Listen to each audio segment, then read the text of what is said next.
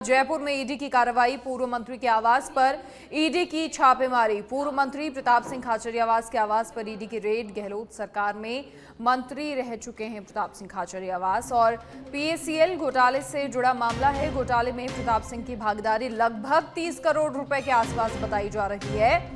खाचरियावास का बयान भी सामने आया है। उनका कहना है, मुझे कोई डर नहीं है, ईडी बिना नोटिस सर्च को आई है, सांच को आंच नहीं। गहलोत सरकार में मंत्री रह चुके प्रताप सिंह खाचरियावास के आवास पर ईडी की कार्रवाई। इस बीच उनका बयान भी सामने आया है। उनका कहना है, सांच को आंच नहीं, मुझे किसी प्रकार का कोई डर नहीं है।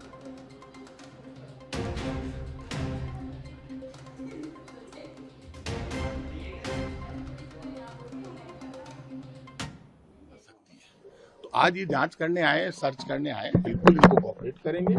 और इसमें ये आप जानते हैं, ये पॉलिटिकल फैमिलीज हैं, पहले भी ईडी कर चुकी है, अब ईडी तो बहुत जगह कर रही है पूरे देश में। तो ईडी अपना काम करेगी, हम अपना, मुझे कोई डर नहीं है, ईडी का भी जवाब देंगे।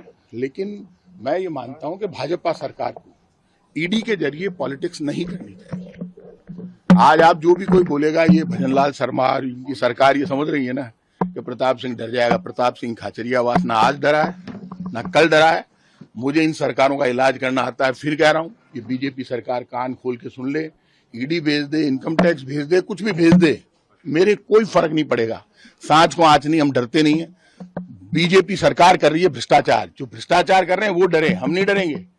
इसलिए ये मेरे कोई डर नहीं है, आप लोगों को कोई चिंता करने की जरूरत नहीं। मुझे सब काम करना आता है। जो एजेंसी आई है उसको तो केंद्र की भाजपा सरकार है, ऊपर डबल इंजन की सरकार है, ऊपर बीजेपी की सरकार है, नीचे बीजेपी की सरकार है। तो भजन पहले आपको नोटिस दिया गया? नहीं, आज तक कोई नोटिस नहीं मिला है मुझे। गलत बात। मेरे को या मेरे परिवार को ईडी ने कोई नोटिस नहीं दिया। डायरेक्ट सर्च करना मैं गलत मानता हूं। आप हमें नोटिस देते, हमें कोई सवाल खड़ा करते, हमें पूछते, हमारे ऊपर ईडी का कोई मामला नहीं चल रहा है।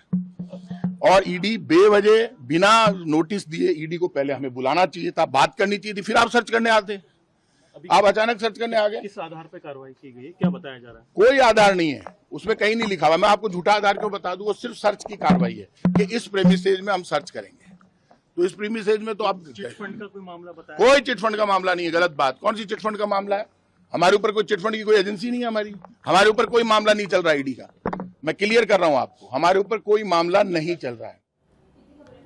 अधिक बातचीत के लिए, जानकारी के लिए हमारे एसोसिएट एडिटर विवेक श्रीवास्तव फोन लाइन पर फिलहाल जुड़ गए हैं। विवेक, क्या कुछ पूरी अपडेट? देखिए, ईडी का कहना है कि जो करोड़ों का घोटाला हुआ पीएसीएल में, उस मामले में कार्रवाई हो रही है। हालांकि प्रताप सिंह खाचरियावास सिरे से नकार रहे हैं कि ऐसा कोई मामला नहीं है और अन्य आरोप भी लगा रहे हैं कि बिना नोटिस के ईडी यहाँ पर आई है। देखिए मनीषा, ये मामला काफी बड़ा है। पीएसीएल एक बड़ा घोटाला देश में हुआ था। 2011 में सबसे पहले इसमें मुकदमा दर्ज हुआ था जयपुर के चौमू थाने में। ये मामला आम जनता से करीब 2850 करोड़ रुपए इस कंपनी ने ठगे थे और आम निवेशकों को इसमें भारी नुकसान हुआ था। इसी मामले में कंपनी से 30 करोड़ रुपए की राशि प्रताप सिंह खाचरियावास को हस्तांतरित होना बताया जा रहा है, जो ईडी के सोर्सेज का कहना है।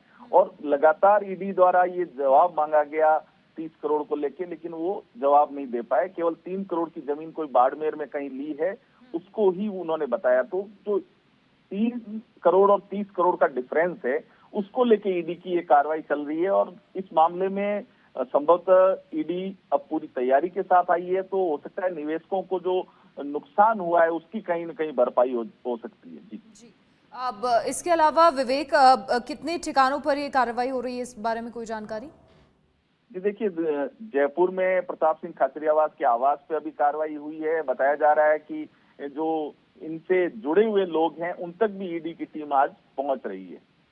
चलिए, शुक्रिया बातचीत के लिए, जानकारी के लिए विवेक आपका। तो खाचरियावास के आवास पर ईडी की ये रेड, और इस बीच प्रताप सिंह खाचरियावास का ये कहना है कि ईडी बिना नोटिस के आई है, किसी प्रकार की जानकारी हमें नहीं थी, बिना नोटिस के सर्च किया जा रहा है।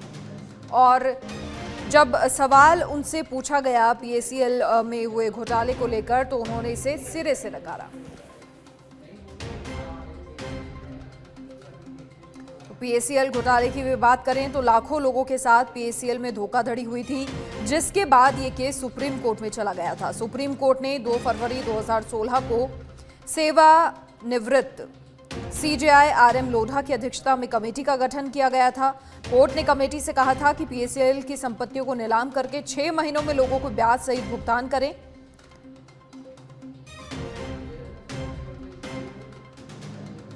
पीएसीएल कंपनी की योजनाओं को अवैध मानते हुए सेबी ने 22 अगस्त 2014 को कंपनी के कारोबार बंद किए थे, जिसके चलते निवेशकों की पूंजी कंपनी के पास जमा रह गई। इसके बाद कंपनी और सेबी के बीच सुप्रीम कोर्ट में ये केस चला। सेबी इसमें जीत गई और